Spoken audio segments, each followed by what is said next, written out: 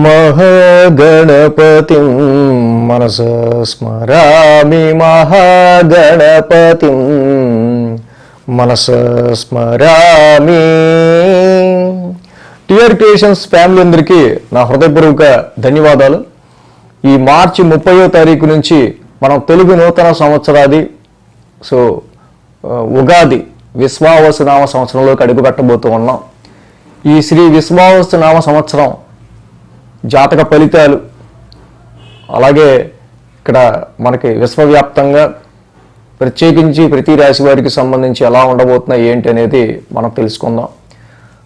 ఈ విశ్వావసు నామ సంవత్సరం ఎలా ఉండబోతుంది అనేది కూడా చాలామంది అనుకుంటూ ఉండొచ్చు.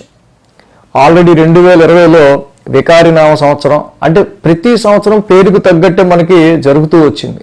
నిజంగా నమ్మశక్యంగా ఉంది. ఎంత ఆస్ట్రాలజీ మీద నమ్మకం పెరుగుతుందంటే, వికారి 2020వ సంవత్సరం మనకు ఆ మహమ్మారి తెచ్చిన సంవత్సరం వికారి నిజంగా వికారంగానే ఉంది.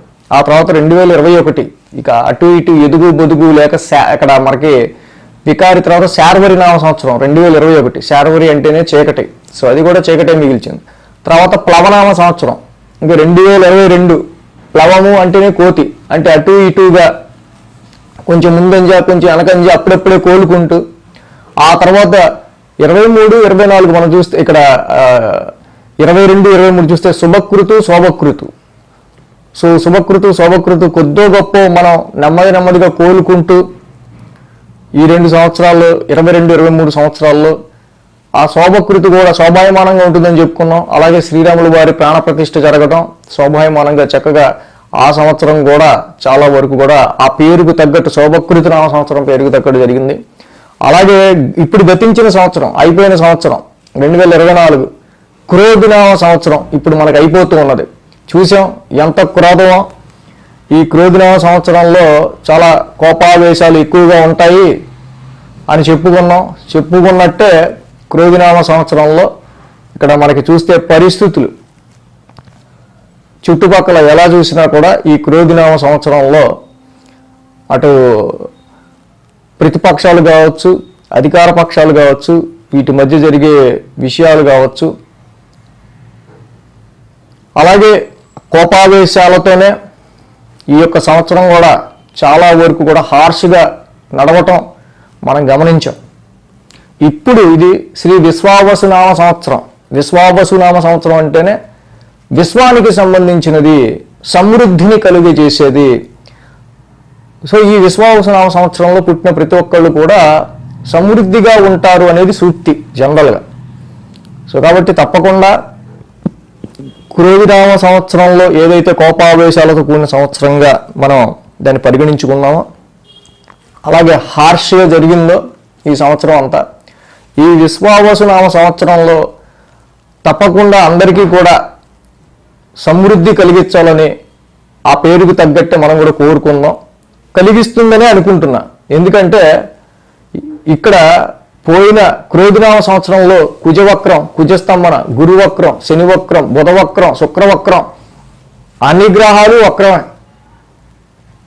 1 నెల ఉండాల్సిన శుక్రుడు 4 నెలలు, 1 నెల ఉండాల్సిన కుజుడు 6 నెలలు, ఇక్కడ గురు శనుల వక్రం ఇటు ఉంటుంది. బుధుడు కూడా 2 సార్లు వక్రించి 20 రోజులు ఉండాల్సిన బుధుడు 60 రోజులు ఉండటం. ఈ విధంగా ముందడుగు పడకపోవటం, ఎక్కువగా ముందడుగు పడకపోవటం, అంతా కూడా వెనకడుగే ఉండటం, అన్ని పనులు స్తబ్దుగా ఉండటం మనం గమనించి ఉండొచ్చు. ఈ విశ్వావసు నామ సంవత్సరంలో గ్రహాల వక్రాలు తక్కువ. గురు శనులు జనరల్గా వక్రిస్తారు, కానీ కుజస్తంభం లేదు, శుక్రుడు కూడా స్తంభించడు. ఆల్రెడీ ఇక్కడ మనకి ఫిబ్రవరిలోనే ఆయన ఇక్కడ మార్చిలోనే ఆయన వక్రిస్తున్నారు కాబట్టి ఇంకా సంవత్సరం దాకా తిరిగి వక్రించారు. కాబట్టి మేజర్గా గ్రహ వక్రాలు అయితే చాలా వరకు ఈ సంవత్సరం లేవనే చెప్పాలి. తప్పకుండా అందుకు ముందడుగు పడే ఆస్కారాలే, గ్రహ వక్రాలు తక్కువగా ఉన్నాయి కాబట్టి ఇక ఫార్వర్డ్ మోషన్సే, ముందుకు వెళ్ళే పరిస్థితులే ఈ సంవత్సరం మనకి ఎక్కువగా కనిపిస్తున్నాయి. కాబట్టి విశ్వావసు నామ సంవత్సరం అన్ని రంగాల వారికి మంచి చేస్తూ సమృద్ధిని కలిగించాలని మనం కోరుకుందాం. అలాగే అసలు ఈ యొక్క ఉగాది ప్రాశస్యాన్ని మనం తీసుకుంటే అసలు ఏంటి విశ్వావసు నామ సంవత్సరం అని మనం తెలుసుకున్నట్టయితే కనుక ఇది ఒక పురాణ గాథ. నారదుడికి నా అంత విష్ణు భక్తుడు ఎవరూ లేరు అనే చాలా ఒక రకమైన భావన ఉండేది. ఆ తర్వాత శ్రీమన్నారాయణుడే నువ్వు అంత భక్తుడువా, అయితే నేను పరీక్షిస్తానని చెప్పి నారదుడు ఒకరోజు నదిలో నీరు తాగుతుండగా స్త్రీగా మార్చటం, ఆ తర్వాత ఆ నారదుడు గతాన్ని మర్చిపోయి ఒక ఋషితో వివాహం ఆడడం, ఆ ఋషికి నారదుడికి పుట్టిన సంతానమే 60 ప్రభవ విభవ ప్రమోదూత ఇలాగా 60 పిల్లలు నారదుడికి పుట్టడం, ఆ తర్వాత నారదుడు ఉన్న ఆ యొక్క ప్రదేశానికి వరదలు రావటం, అక్కడ సంతానము వీరంతా కూడా వరదల్లో కొట్టుకుపోవటం, నారదు ఆ యొక్క ఈతి బాధను భరించలేక తాను కూడా తనువు చాలించాలనుకున్నప్పుడు శ్రీమన్నారాయణుడు ప్రత్యక్షమే చూడు నారద, నీకంటే విష్ణు భక్తుడు లేడన్నావు, కానీ ఇలాంటి భవసాగరాలు వచ్చినప్పుడు ఈతి బాధలు వచ్చినప్పుడు అప్పుడు కూడా నువ్వు దేవుని పాదాలని మనం పట్టుకుని ప్రార్థించి నీ యొక్క భక్తిని చాటుకున్నట్టయితే అప్పుడే నిజమైన నువ్వు విష్ణు భక్తుడివి అని చెప్పి నారదుడికి ఆయన చెప్పగా ఆయన కూడా ఆయన యొక్క ఆ శ్రీమన్నారాయణ యొక్క పరీక్షకి ఆయన కూడా నిజమే కదా అనుకొని మరి ఈ యొక్క సంతానం కలిగిన సంతానానికి మరి సార్థకత ఏమిటి నారాయణ అని అడగగా నీ యొక్క పిల్లలు ఎవరైతే ఉన్నారో ఈ 60 మంది సంతానం కూడా కాలగమనంలో వారు తెలుగు సంవత్సరాది పేర్లుగా ఈ కాలగమనంలో కీర్తించబడతారని విష్ణుమూర్తి నారదుడికి వరమిస్తారు.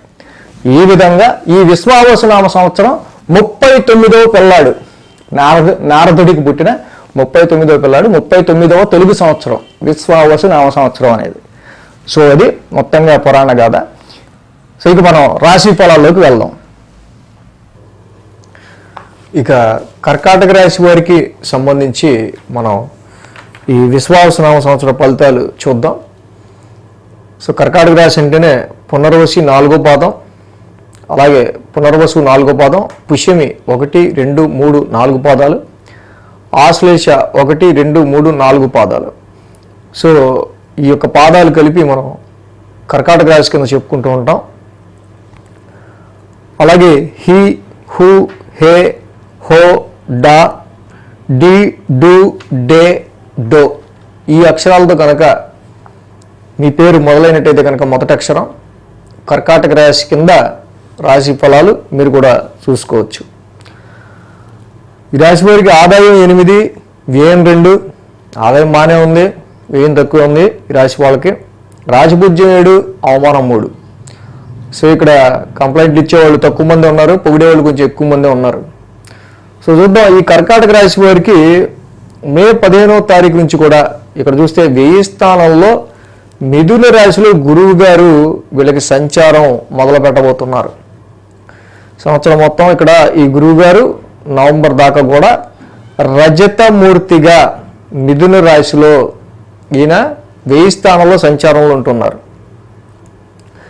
అలాగే శని సంవత్సరం అంతా కూడా శని భగవానుడు భాగ్యస్థానంలో ఆయన రజతమూర్తిగా సంచారంలో ఉంటున్నారు.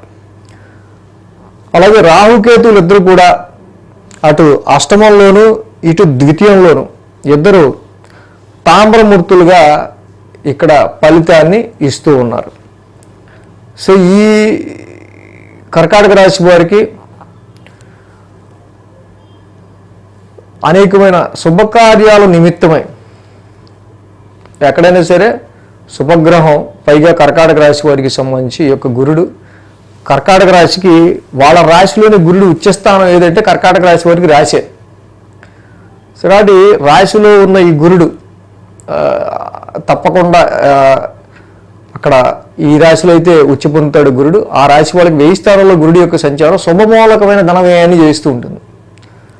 అలాగే ఇంట శుభకార్యాలు జరిగే విషయంలో కానీ, సంతాన ప్రాప్తి కలగడం వల్ల కలిగే ఖర్చులు కావచ్చు, ఏదైనా శుభమూలకంగా శుభకార్యాలు చేయటం వల్ల కావచ్చు, విద్యార్థుల ఎడ్యుకేషన్లో చక్కగా మంచి ర్యాంకులు వచ్చి వాళ్ళని వేరే చోట జాయిన్ చేయించడానికి అయ్యే ఖర్చులు కావచ్చు. ఈ విధంగా ఖర్చులు అయితే ఉంటాయి, ఉన్నవన్నీ కూడా శుభమూలకమైన ఖర్చులుగా మనం చెప్పుకోదగినవి. అలాగే విదేశీ యానాల గురించి చూసే వాళ్ళకి తప్పకుండా మంచి ఫలితాలు ఉంటాయి. రీసెర్చ్ ఫీల్డ్స్లో ఉన్న వాళ్ళకి చాలా ఎక్కువగా ఏదైతే ఈ రాశి వాళ్ళు మెడిసిన్ అండ్ సైంటిస్ట్, ఇంకా హిడెన్ ఏదైతే గూఢచారి సంస్థలకు సంబంధించి వీటికి సంబంధించి వర్క్ చేసేవాళ్ళు, సో జైల్ డిపార్ట్మెంట్, హాస్పిటల్స్, ఈ యొక్క వింగ్స్లో పనిచేసే వాళ్ళకి తప్పకుండా గురుడి యొక్క సంచారం వాళ్ళకి వర్క్ ఎక్స్పాన్షన్ ఇచ్చినా కూడా తగిన గుర్తింపునిస్తాడు గురుడు. కాబట్టి శుభమూలకంగానే కర్కాటక రాశి వారికి ఈ సంవత్సరం మనకి ఖర్చు కనిపిస్తుంది. అదేవిధంగా శని కూడా భాగ్యస్థానంలో సంచారంలో ఉంటున్నారు ఈ రాశి వాళ్ళకి సంబంధించి. మెయిన్గా అష్టమ శని నుంచి కోలుకుంటూ కొద్దో గొప్ప వీళ్ళు బయటపడుతుంటారు. గతం అంత వరస్ట్ సిచ్యువేషన్స్ ఎందుకు అంటున్నామంటే, నాకు తెలిసి చాలామంది ఫైనాన్షియల్ ప్రాబ్లమ్స్లో ఇరుక్కుని ఉంటారు. చాలామంది financial up and downs face చేసి ఉంటారు. కుటుంబ పరంగా, ఆరోగ్యపరంగా చాలా వరకు 2023 జనవరి నుంచి 2025 మార్చి వరకు కర్కాటక రాశి వారికి టెస్టింగ్ పీరియడ్ లాగా కంపల్సరీ నడుస్తుంది. ఇప్పుడిప్పుడే నెమ్మదిగా క్రమక్రమంగా అదృష్టం అనేది నెమ్మదిగా మాత్రమే ఇంక్రీజ్ అవుతూ ఉంటుంది. వీళ్ళకి నెమ్మదిగా మాత్రమే పోయిన డబ్బుని మళ్ళీ ఎంత వెళ్తే అయితే వీళ్ళు నష్టపోయారు అంత వెళ్తుని సంపాదించుకోవడానికి కొంచెం క్రమక్రమంగా వీళ్ళు పుంజుకుంటూ ఉంటారు. సో అలాగే రాహుకేతువుల విషయానికి వస్తే, రాహు మాత్రం ఇక్కడ ఆరోగ్య సమస్యలకు సంబంధించిన పాయింట్ ఆఫ్ వ్యూలో రాహుని చూసుకోవాలి. ఎసిడిక్ కానీ, గ్యాస్ ప్రాబ్లమ్స్ కానీ, ఆరోగ్యానికి సంబంధించిన ఫ్లక్చువేషన్స్ కానీ రాహు తెచ్చే ఆస్కారాలు ఉన్నాయి. అలాగే సడన్ వెల్త్ కూడా రాహు ఇక్కడ ఇచ్చే ఆస్కారాలు ఉన్నాయి. ఇక్కడ 8th హౌస్ అనేది sudden wealth or sudden loss. Rahu యోగించాడు, డెఫినెట్గా సడన్ వెల్త్ ఇస్తాడు. వారసత్వ ఆస్తుల విషయాల్లోనూ కొన్ని సందర్భాల్లో జాయింట్ అకౌంట్స్ అండ్ ఇన్లాస్, అత్తగారు మామగారికి సంబంధించి వీటి విషయాల్లో కొంచెం మనం అబ్జర్వ్ చేస్తూ ఉండాలి. అదర్ సోర్సెస్ ఆఫ్ ఇన్కమ్ కలిసి వస్తుందా, కలిసి రావట్లేదా, పార్ట్నర్ వెల్త్ కానీ, జాయింట్ అకౌంట్స్ కానీ, ట్రేడింగ్ కానీ ఇవన్నీ పెట్టి పోగొట్టుకుంటున్నావా, అనవసరంగా ఏదో ఎగ్జాజరేషన్లో, ఇల్యూజన్లో, భ్రమలో ఉంటూ అనవసరంగా డబ్బులు ఖర్చు అవుతున్నాయి అనేది చాలా వరకు మీరు ఫస్ట్ అబ్జర్వ్ చేసుకుంటే ఎక్కువ నష్టపోకుండా ఉంటారు. కేతువు కూడా ఇటు ద్వితీయ స్థానంలో కేతువు యొక్క సంచారం జరుగుతుంది. సో ఫ్యామిలీలో తప్పకుండా ఎవరైనా దూరపు చదువుల కోసమో కొంతమంది డిటాచ్మెంట్లు అయ్యే ఆస్కారాలు ఉంటూ ఉంటాయి ఫ్యామిలీ పరంగా ఈ సమయంలో. సో ఓవరాల్గా ఈ రాశి వాళ్ళకి మళ్ళీ రాశిలోకి నవంబర్ డిసెంబర్లో గురుడు అతిచారంతో రాశిలోకి వస్తాడు.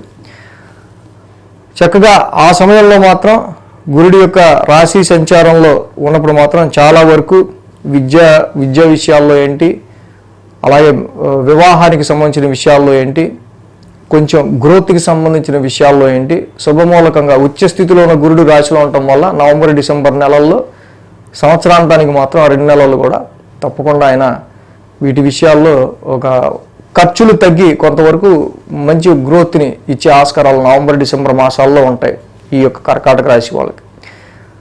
సో అలాగే ఈ యొక్క పునర్వసు నక్షత్రం వాళ్ళకి కనుక మనం చూసినట్టయితే కనుక ఈ రాశికి అనేకమైన శుభకార్యాలు, విదేశీ యానాలు, శుభమూలకమైన ధన వ్యయాలు, శత్రువులకి సంబంధించి ఆరోగ్యానికి సంబంధించిన విషయాల్లో కొంచెం వచ్చిన ట్రబుల్స్ని వీళ్ళు ఫేస్ చేసి మళ్ళీ ఓవర్కమ్ అవ్వటం, వాటిలో పాజిటివ్ రిజల్ట్స్ కనిపిస్తున్నాయి.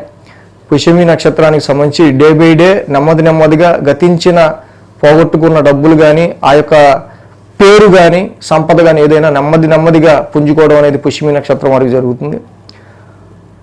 అలాగే ఆశ్లేష నక్షత్రం వాళ్ళకి మనం చూస్తే కనుక తప్పకుండా ఈ రాశి వాళ్ళకి కూడా కొంతవరకు ఆరోగ్య పరిస్థితులు రీత్యా చక్కగా వీళ్ళు కనుక మంచి ఇందాక మనం చెప్పుకున్నట్టు అన్ని విషయాల్లో చూసుకుంటూ ముందుకు వెళ్తే అటు ఈ సంవత్సరం కొంత మనకి శ్రమ ఆధిక్యంగా ఉన్నప్పటికీ, ఖర్చులు పెరుగుతున్నప్పటికీ, సో ప్రస్తుత పరిస్థితి మనకి ఇలాగే ఉంటుంది, ఇక ఇలాగే మనం రన్ అవ్వాలి ఎలా అయినా సరే అని మైండ్లో కొంచెం ట్యూన్ చేసుకుని ముందుకు వెళ్తే నవంబర్ డిసెంబర్కి మళ్ళీ గురుడు ఎప్పుడైతే ఉచ్చస్థితిలో వస్తారో అప్పుడు ఇంకా మంచి ఫలితాలు అనేవి పొందగలుగుతారు. సో ఈ విధంగా కర్కాటక రాశి వారికి సంబంధించి ఈ సంవత్సరం విశ్వావసు సంవత్సర ఫలితాలు ఉన్నాయి. So thanks for watching TR creations. ధన్యవాదాలు. ఈ వీడియో కనుక మీకు నచ్చినట్లయితే లైక్ చేయండి, షేర్ చేయండి. మరిన్ని అప్డేట్స్ కోసం సబ్స్క్రైబ్ చేయడం మాత్రం మర్చిపోకండి.